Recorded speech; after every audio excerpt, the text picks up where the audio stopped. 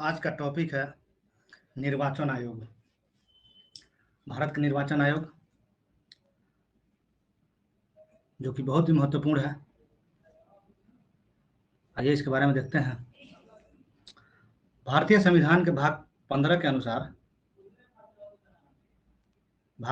अनुसार अनुच्छेद 324 से लेकर 329 तक निर्वाचन आयोग से संबंधित उपबंध दिया गया है। यानी निर्वाचन आयोग से संबंधित सारी बातें, शक्तियां और उनका कार्य का वर्णन किया गया है अनुच्छेद 324 से लेकर 329 के बीच में।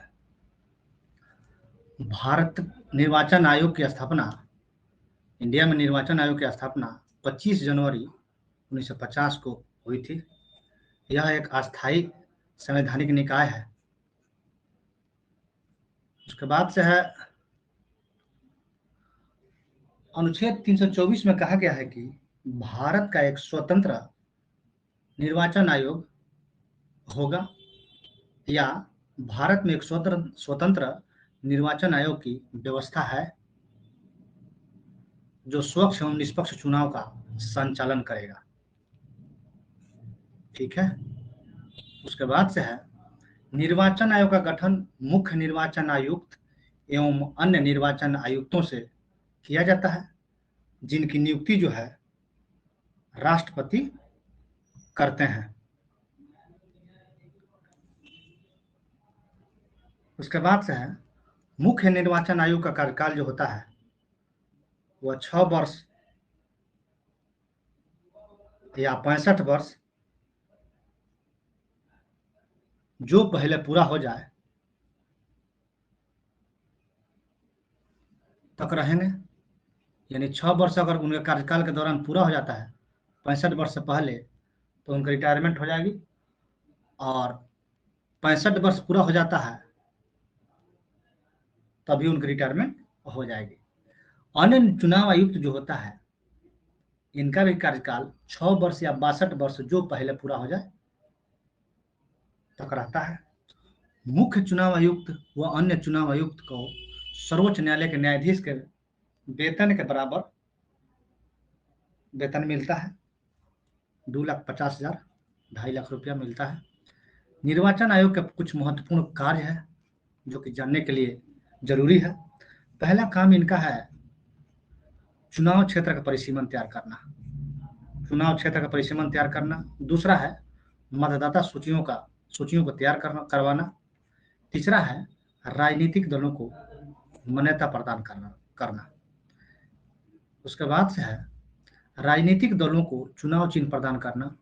यानी जो भी राजनीतिक दल होते हैं या नया बनते हैं उनको चुनाव चिन्ह प्रदान करने का जो जिम्मेवारी है वह चुनाव आयोग को है। उसके बाद से है चुनाव करवाना, बहुत बड़ा दायित्व है निर्वाचन आयोग पर।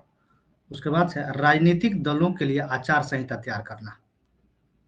ठीक है।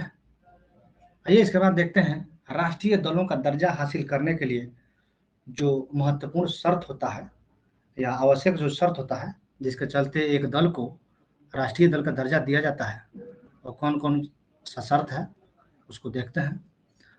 पहला यह है कि यदि किसी पार्टी को लोकसभा आम चुनाव अथवा राज्य विधानसभा चुनाव में 4 राज्यों या उससे अधिक राज्यों में कुल डाले गए वैध मतों का 6% प्राप्त करना आवश्यक होता है। यदि इतना प्राप्त कर लेता है तो उसको राजनीतिक दल का दर्जा दे दिया जाता है। इसके साथ ही किसी राज्य या राज्यों से लोकसभा में 4 सीट प्राप्त करता है तब भी उसको राजनीतिक दल का दर्जा, राष्ट्रीय राजनीतिक दल का दर्जा दिया जाता है। दूसरा क्राइटेरिया है यदि कोई दल लोकसभा में 2% स्थान पर जीतता है या उसके सदस्य 3 अलग राज्यों से चुने जाते हैं। लोकसभा के टोटल सीट का 2% यदि उस दल के एमपी जीतते हैं या उसके सदस्य 3 अलग राज्यों से चुने जाते हैं तो उसको राष्ट्रीय दल का दर्जा दे दिया जाता है। तीसरा प्रोसेस है, तीसरा क्राइटेरिया है राष्ट्रीय दल का दर्जा प्राप्त करने के लिए यदि कोई दल कम से कम 4 राज्यों में राज्य स्तरीय दल का दर्जा प्राप्त हो तो उस दल को राष्ट्रीय राजनीतिक दल का दर्जा प्रदान किया जाता है। आइए देखते हैं वर्तमान में मान्यता प्राप्त जो राष्ट्रीय दल है भारत में कितने हैं। वर्तमान में तो 8 है राष्ट्रीय राजनीतिक दल। पहला है भारतीय जनता पार्टी। भारतीय जनता पार्टी का चुनाव चिन्ह है कमल छाप और इसकी स्थापना जो हुआ था 1980 में हुआ था। भारतीय जनता पार्टी का स्थापना 1980 में हुआ था। डेट अगर पूछता है तो 6 अप्रैल 1980 में हुआ था। उसके बाद से है भारतीय राष्ट्रीय कांग्रेस। इसका चुनाव चिन्ह है पंजा छाप। इसकी स्थापना 1885 ईस्वी में हुआ था और इस समय जो है कि भारतीय राष्ट्रीय कांग्रेस का मूल रूप से कोई अध्यक्ष है नहीं। कार्यकारी अध्यक्ष जो है सोनिया गांधी जी हैं।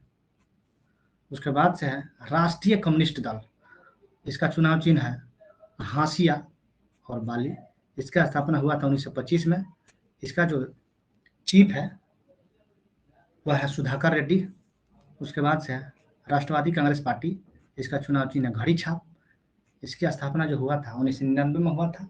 ये महाराष्ट्र की पार्टी है, मूलतः महाराष्ट्र की पार्टी है और जगह भी जीतती है और राष्ट्रीय पार्टी है, भारत के राष्ट्रीय पार्टियों में से एक है और इसके जो चीफ हैं अध्यक्ष जो हैं शरद पवार हैं। उसके बाद से है बहुजन समाज पार्टी। बहुजन समाज पार्टी का चुनाव चिन्ह है हाथी छाप और असम को छोड़कर यानी असम में जो है असम गण परिषद एक पार्टी है, उसका भी चुनाव चिन्ह है जो हाथी छाप। और यह जो हुआ था 1984 की पार्टी है, मायावती इसके चीफ है। उसके बाद से भारतीय कम्युनिस्ट पार्टी मार्क्सवादी। इसका चुनाव चिन्ह है हंसुआ हथौड़ा या तारा, 3 तारा, झंडा में 3 तारा। इसकी स्थापना हुआ था 1964 में और जो है इसके बाद जो राष्ट्रीय राजनीतिक दल है वह है तृणमूल कांग्रेस टीएमसी। इसका चुनाव चिन्ह है जोड़ा फूल, 1998 में हुआ था। ममता बनर्जी इसकी जो है चीफ हैं। उसके बाद से है नेशनल पीपुल्स पार्टी।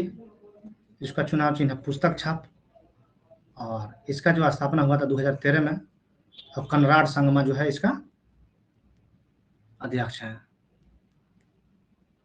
और एक छूट गया था भारतीय कम्युनिस्ट पार्टी एम का अध्यक्ष कौन है तो सीताराम येचुरी।